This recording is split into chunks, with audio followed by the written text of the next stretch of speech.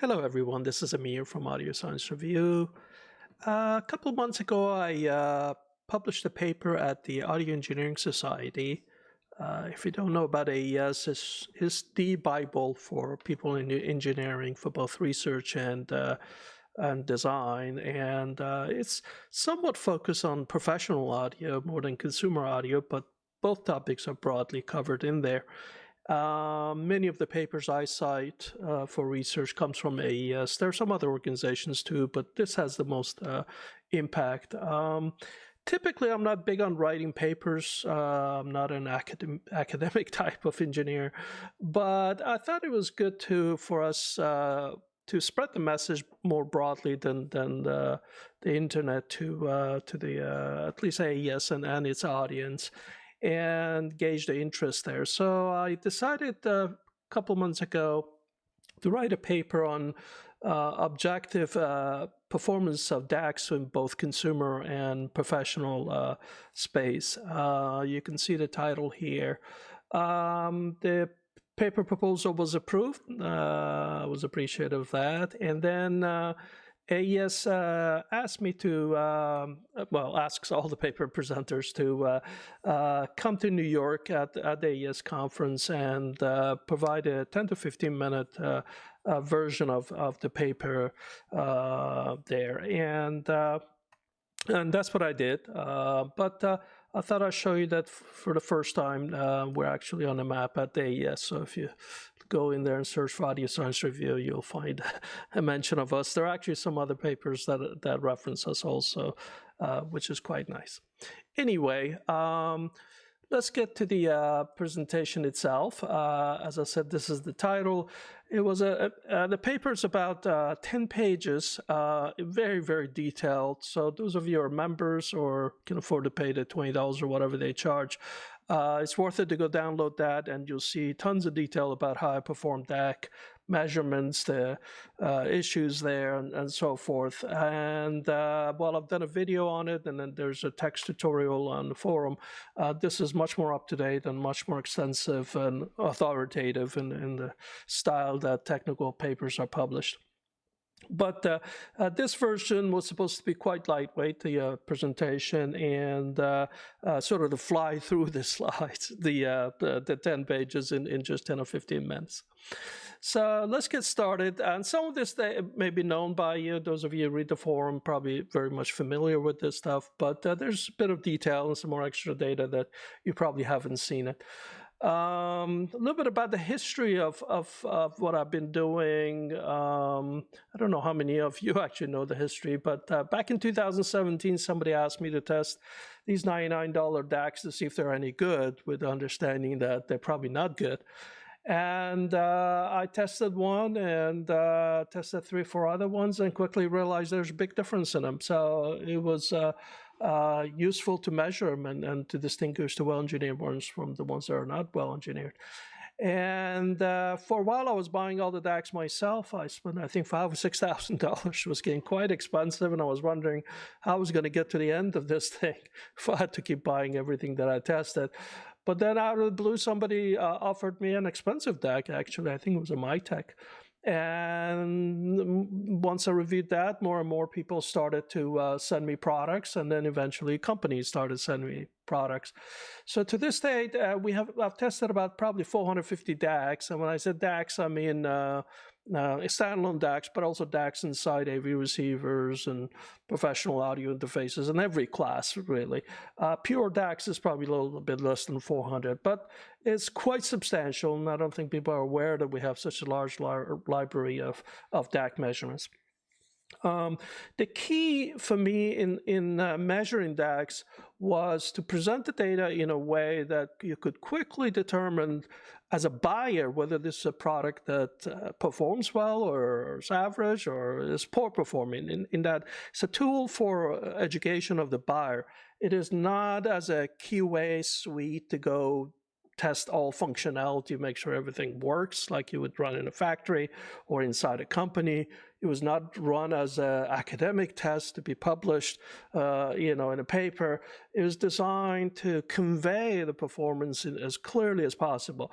As a result, I minimized the number of measurements. There were other people who were doing DAC tests before me, and a lot of them fallen by the wayside because they would just run scripts, generate 400 tests, and thinking the more the better. The more is not the better. You want to just get in, get out. What are the fewest number of tests you can run to get broad coverage of performance of a DAC? And that's it, no more. So over the years, people have asked for more tests, and I've gradually added some, but I'm always pushing back unless there's an absolute clear reason why we should add a new test. I don't want to add a new test. With 2 or 3 tests, really, you can tell the story, but we have more than that.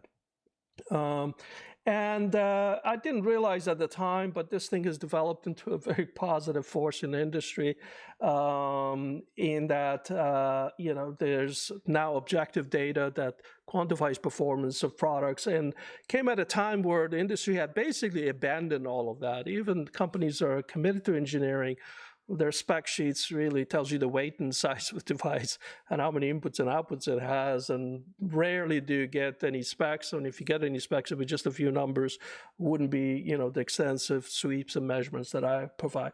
So that went really well. And just as a side note, for which you guys probably aware that that effort started with DACs and stayed with DACs for a while. But now anything that has audio going in and out of it, I test. So it's much broader than this. And I plan to do papers like this at next year's conference for other categories, probably speakers and maybe headphones and amplifiers.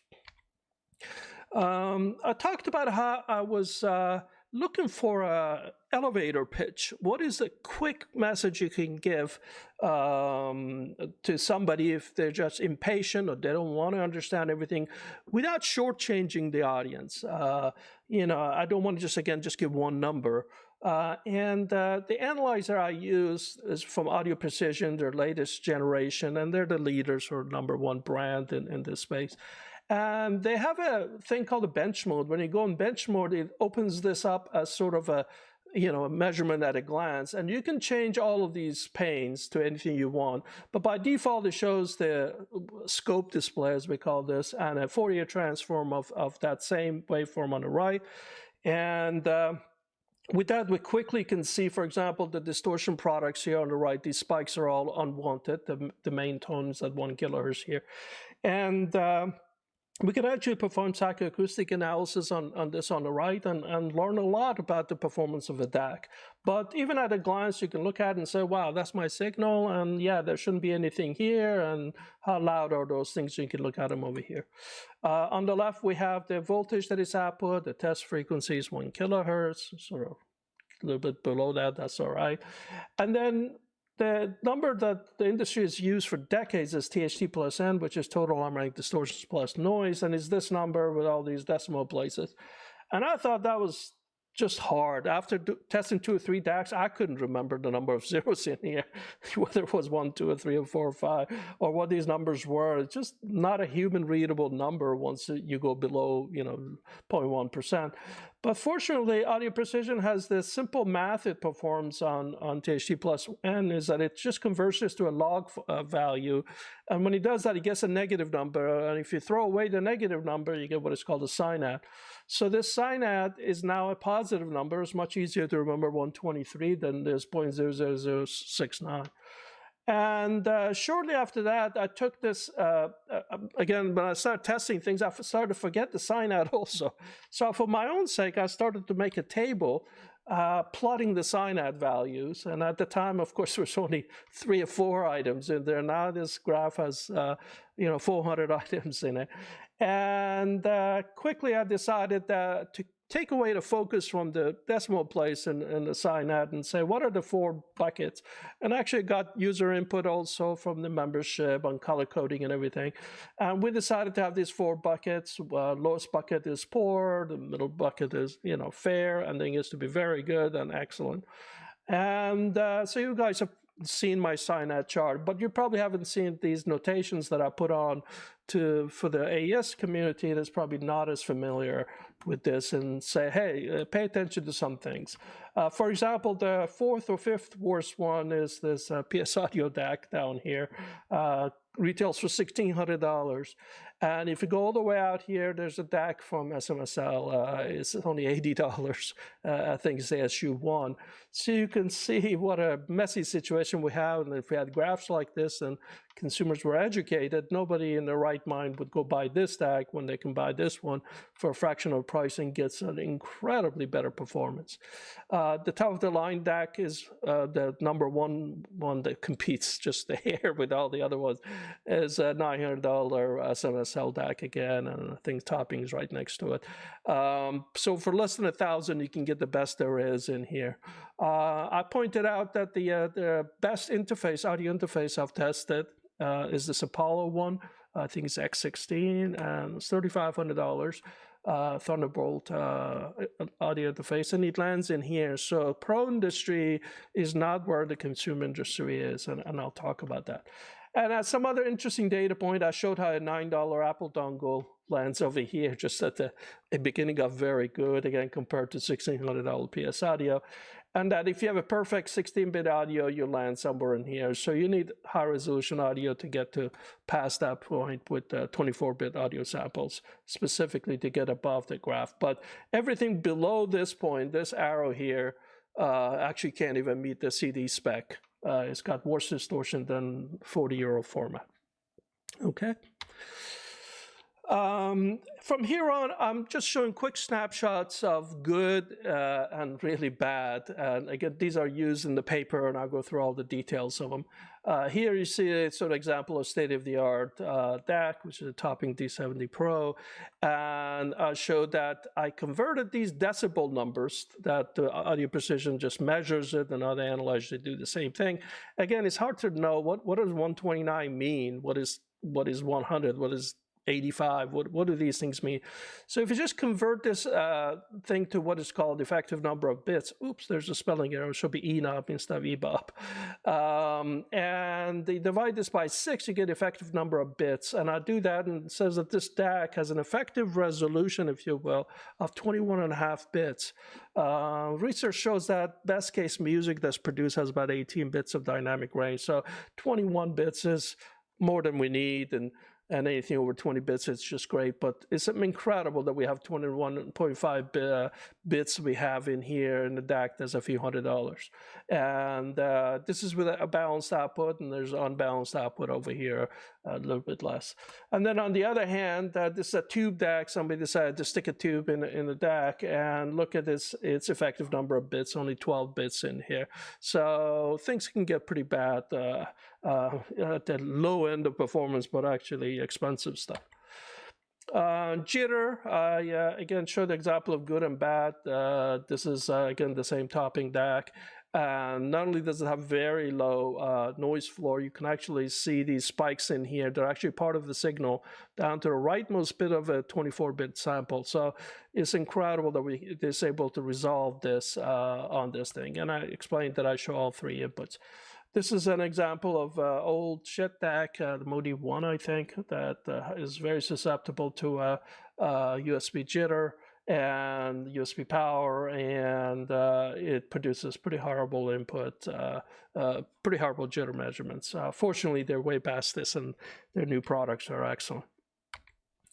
Somewhere halfway in the testing, I got tired of people complaining that, oh, I'll go test, just do 1-bit comparisons, and music's not 1 bit. So there's a standard test called multi-bit that you can take as many tones as you want, combine them together, and get 1 test signal. And this actually sounds like an organ if you listen to it. And I started to add this, and this was pretty good, actually. I realized it actually has good value in that at a glance you can tell where intermodulation distortion is generated. In case of this topping DAC, again, is beyond approach. It's just excellent, and it has extremely low noise floor. But you can see this other DAC in here that how much noise it has and how it can't get below minus 70 dB. Again, I do some kind of the bit conversion. I take this distance from here to here divided by 6, and I describe that this DAC has 23 bits of headroom, if you will, before distortion sets in. This one only has 11.7 bits. So the good and bad, are just the distance between them is just amazing. Intermodulation distortion, the previous test actually does this, but in this case, I use the SIMT IMD test, which has a 60 hertz and 7 kilohertz tones in there. So we're simultaneously testing for distortion at a low and a high frequency tone. And here again, an excellent DAC is way down here. I explained how it's good to have references. Many people publish measurements with no indication to a user of what's good, what's bad. Here I put in, this is a dongle, phone dongle from Razer, and I use that as a poor reference, and this is an older topping DAC, and a very good one. And you can see this DAC that I'm testing is way better than even our very good reference. And a few years ago, I noticed that some of the DACs I was testing had a regression in that they had good performance, and all of a sudden distortion would come in, and then it would vanish after a while. Turned out this is a fault in implementing ESS DACs that the ESS has not documented. And even to this day, they have not provided any kind of app note or anything to their implementers to warn them how they should be implementing it to avoid this problem. And this is indeed a very new streamer that's excellent from FIO, the R7, but it has this IMD hump in it. Anyway, ESS makes good DAC chips, but they're just such a terrible company when it comes to supporting their OEMs with good design. So anyway, this shows again importance of making measurements. I explained to this community, AES community, probably not familiar with consumer DACs, how there's a choice of different DAC filters now, and I measured and showed the effect that some of them don't even filter. And then I showed an example of this AV receiver, which is a Marantz processor, and how it had selected this super slow filter that hardly filters anything instead of what it should be doing, which is one of these, and didn't even give the user a choice to select one. Turns out their newest one's the AV10 that just came out. Actually now has a second filter that lets you do this after I blamed them and beat them up good in reviews. I'm glad to see them respond and actually put a second filter in there for those of us who want correct response. The other complaint people were making is that even with multitone, they said, well, you're only testing at a few frequencies. So this test actually sees from 20 kilohertz down to 20 hertz. So it goes across all the frequencies. And to do that, you have to capture a wider band with 48 kilohertz, not just 22 kilohertz that I normally use. So when you do that, you're capturing things in the ultrasonic range, and if your filters aren't any good, like I showed earlier, it has a side effect that it has this rising level in this test. So you can quickly see poor measurement over here on this thing. But even when that's not happening, we can see that distortion in this expensive AV receivers is way up here, way the heck worse than our this cheap reference DAC, which was a $99 DAC that came out a few years ago, which at the time we thought was amazing. It's still very good, but today we can do better. So anyway, that's an issue with the filters. I run this test called the linearity. In theory, every DAC should be able to nail this test, but they don't. Two enemies of this test. One is noise. And you can see that if this graph goes up exponentially, so it has a curve to it, that's usually noise interference. And then if you have signal processing errors, many DACs don't have any signal processing in them, so they don't usually screw up. But there are DACs like this one that use R2R architecture. This is a Czech Yggdrasil DAC, earlier generation than the current ones, and had an internal 20-bit D2A converter. So if we feed it 24-bit data, it needs to properly dither that and convert it. If you don't do that and just do a straight conversion, you get this kind of error that increases. So, you know, we're talking a $2,500 DAC, and it has problems like this. By the way, if I were giving the presentation at AES, I wouldn't have mentioned any of these brands or model numbers. Their protocol is to be polite and not get specific. But for you guys, you're getting that bonus information. So this is an interesting graph that you haven't seen before. I went through all the DACs that I've tested and separated them into separate sections, and then did a statistical analysis of getting their means and standard deviation in them, and divided them into 4 categories in there. One I call just straight consumer DAC, majority of what I test. Then That's about 330. 22 of DACs I tested actually part of audio interfaces and a couple of pro CD players and what have you. So that's that. And then we have a whole AV receivers and AV processors. That's another bucket. And then the custom ones are DACs that actually don't use a chip. They implement the digital to analog conversion themselves. So I said, let's look at their SINAD performance and see how they do. The highest performance by far is achieved with these consumer DACs using standard off-the-shelf chips. With excellent implementation, they get up to almost 125 dB. I think 123 and change is the best they can get. And then, but the downside is in the consumer DAC world, people build really, really poor stuff. So much so that Excel, when it graphs this, it says, look, these samples are so far out, I'm just going to show them outside of the error bars in here and throw them down here. So you can see the DACs go down here, down to SINAD of almost 35 dB. So the deviation is quite wide in consumer DACs, and that pulls their median down, actually, even though you can get very high performance DACs. Audio interfaces don't. Their best case performance is up here, so lower than a consumer, but luckily they're afraid, or they pay a little bit more attention to engineering, and their worst case is not that bad. So their worst case SINAD is only 95 dB compared to 35, 36 for consumer devices. AV devices have just been bad. There's regardless of price. We're talking $20,000 processors, even not being able to match, a consumer DAC that's $100. That's starting to change. That Moran's AV10 that I just tested is quite good. But this is really there to try to push that industry forward. Say, you shouldn't have performance like this when you charge a lot more than this. So this needs to go up. And then the other interesting thing was this custom DAC category, and say there are people say, well, I can reinvent the wheel better, and but turns out they can't reinvent the wheel better. The best case performance is up here, and I think that's from Mola DAC. And Core DAC, I think, are up here. But their average is quite low, and they sink quite low. And prices are way up there because they're trying to do custom implementation. Some of these things are thousands and thousands of dollars.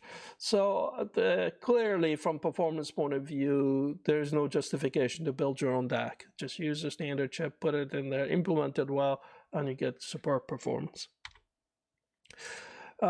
This probably not news to you all that read my forum and read my reviews, but I'm sure it was major news to the Audio Engineering Society in the makeup of, if you look at the all the DACs in excellent category in my chart, which is SINAD grade and 110, and you look at the headquarters for where that company is from, not where the product's manufactured. Probably if you look at that, more of them are made in China, but by far China dominates. Now, partially that's because those are the companies send me products, but also they send me products because they know they measure well. So 110 of them are out there. And look at Japan. Gosh, only one product. That's a Panasonic Blu-ray player. It's the only one that made it in that domain. 40 years ago, Japan would be here and China wouldn't exist on this chart. But what reversal of fortunes, where such major names in that world are not producing products that are, have low distortion and noise. How can you get more basics than that? A few products from EU. UK is not part of EU anymore, so I put their own category here. These are all core products, but they're expensive, but they perform well. Some US companies. This is actually the most hopeful thing in here, that Western companies can not only design but also manufacture in the US, and in some cases keep up with what comes out of China, which is amazing. But not that many companies are trying. I think many more of them could do that, but they're choosing to sell on hype and marketing and so forth. So I did another analysis, which is, can we correlate price with DAC SINAD performance? And obviously we can't. Correlation one means that, perfect. The more you pay, the more performance you get. And this is basically zero. It says there's essentially no correlation. Look at the expensive DAC in here. Here's a $14,000 DAC with a SINAD of 85. And here we have SINAD of 123 at less than $1,000. Good news for consumers is that we have this incredible density down here that low-cost DACs rule, and you get a ton of them in here. So please don't go waste money on these things. If you are going to waste money, at least buy one that performs well. There's up here at least on this thing. And some of this, I don't know how useful this is to you guys, but I'll mention them. These DACs, actually, their noise performance is the ones at the top of the SINAD chart actually have less noise than my analyzer. So when I measure their SINAD, which is dominated by noise, it's I'm measuring the analyzers, which is I'm measuring them even more. Like 2/3 of noise may be coming from analyzer, 1/3 of it may be coming from a DAC. So I've asked Audio Precision, is there another one in the card? And they're like, no, nothing's coming. But there's a trick, which is a noise amplifier. You can actually amplify the noise, let's say by a factor of 10, and then measure and then divide the measurements by 10 to get the much better performance numbers, much more accurate performance numbers. And I think AP should design something like that integrated. We need that. We can't be in a world where analyzers are worse than the DACs. One other quirk of the Audio Precision in here, and their competitors actually do this right, in that Audio Precision only supports ASIO interface to talk to a DAC. And problem with ASIO interface is that many DACs today use what is called USB class compliant, which means that you just plug in the DAC on Windows, Mac, and Linux, and it just works. So they no longer provide any drivers and don't provide ASIO drivers either. Some do, Topping does, and a few other companies do, but most of them don't. So how do you test them with the analyzer? Well, there's a emulation library or middleware called ASIO for All, and you can fire that, and it will take any audio device that Windows recognizes and convert that to an ASIO interface, and then Audio Precision can see it, and that's how I test majority of the DACs that I test. But there's a problem. There's a class of DACs, and the way they announce themselves to Windows is different and cause a bug in ASIO for All that causes it to actually not send the bits as is, but perform some kind of conversion on them. And you can see this is actually a shit DAC. I initially tested it through ASIO for All, and if you look in here, you can see all this spikes, and you think, boy, something's really seriously wrong with this DAC. Well, it turns out if you use the Wasapi interface, which is Windows native interface, so you don't use the emulation, but you use a BitExact interface to it, all of that vanishes. But running this measurement requires a hack, and you can't use all the features of Audio Precision. So my message here is really to Audio Precision saying, darn it, support Wasapi exclusive, don't rely on ASIO. ASIO is an interface that came from Steinberg many, many years ago. It's a proprietary interface, requires licensing, and that's why Windows doesn't support it natively. I don't think Mac does it either. And so it's time for Audio Precision to support Wasapi to get around this problem. But it's interesting, I see some reviewers publishing measurements with this problem in them, and you know, kind of naive. They don't know what they don't know, and they go talk about the performance of a DAC, where poor DAC is actually better performing than they think it is. This is a big problem that I talk about in the paper a lot, which is that we don't really have standards for what the output voltage of a DAC should be. Most of the DACs I test have 4 volts for XLR and 2 volts for RCA, but there's no standard that forces them to do that. There's no compliance. There's nothing really. I'm the only one that highlights it, that we should have that. So some DACs put out less, some DACs put out a lot more, and then that gets compounded with amplifiers that you're going to hook up to these DACs. These amps, some of them have widely varying gains. There's no standard there either.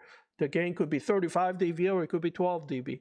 And what that means is the amount of voltage they require from a DAC to get to their maximum power varies, and it's all over the place. It's like Wild West. So, and in general, they're working off of the old assumptions of really low output voltages from DACs. And when they do that, they have to have more gain and more amplification, and that actually lowers the performance of the amplifier, the power amplifier. So I like to see these things a lot more standardized, a lot more specified. It's not even clear what the gain is in some amplifiers because they won't spec it. So anyway, these are all detailed in the paper if you have more interest in there. So bottom line was that you can have incredible performance at $100, and you can have state-of-the-art from $500 to $900. This number would have been lower a couple of years ago, but as you know, inflation has really caught up to us on this thing. And that we can get to what I call provable transparency, in that anything less than 115 to 120 dB is inaudible in all cases, in all situations. So you don't even need to do double-blind testing or anything like that, because it's basically playing whatever the bits that it is that you give it. And we can get to that point, but if you have a device that only has a SINAD of 80, then you have to wonder whether it's audible or not.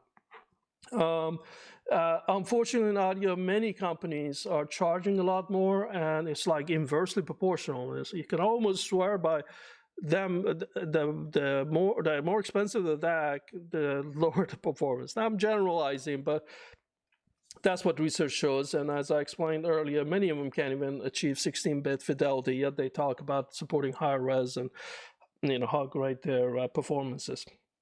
They don't provide measurements, as I said. And really, there's no way out of this thing. You got to measure to know.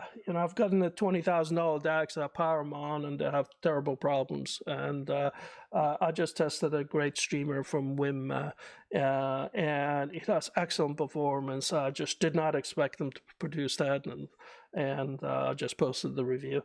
And so you got to measure. If you don't measure, just looking at the box, you can't tell. Looking at just the marketing pages, you can't tell.